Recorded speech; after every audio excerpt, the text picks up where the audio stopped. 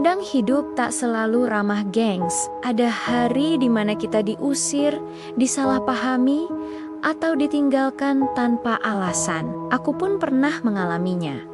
Seekor kucing kecil yang suatu hari dilempar keluar dari rumah yang dulu kusebut tempat pulang. Hujan turun malam itu. Aku duduk di depan pintu, menunggu, berharap seseorang membukakan pintu. Tapi tak ada yang datang. Perutku lapar, buluku basah, dan hatiku terasa begitu dingin. Aku hanya bisa meringkuk sendirian, menatap pintu yang tertutup rapat.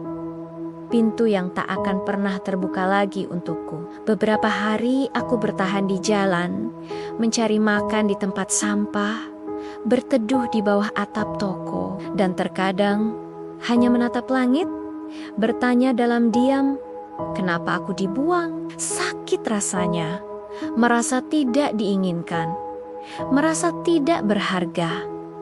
Dunia terasa begitu kejam, tapi kemudian aku sadar, dunia tidak berhenti hanya karena aku disakiti. Langit tetap biru, matahari tetap terbit, dan kehidupan terus berjalan. Jika aku hanya meratapi nasib, aku akan selamanya terpuruk dalam kesedihan. Jadi, aku putuskan untuk bangkit. Aku mulai berjalan lagi, menyusuri jalanan yang asing, mencari tempat baru untuk bernaung. Perlahan-lahan, aku menemukan orang-orang baik yang benar-benar mau menerimaku.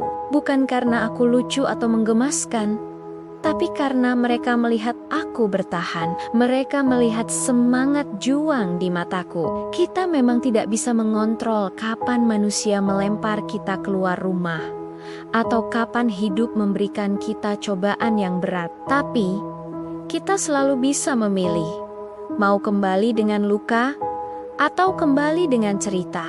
Luka itu menyakitkan, ia bisa meninggalkan bekas yang dalam.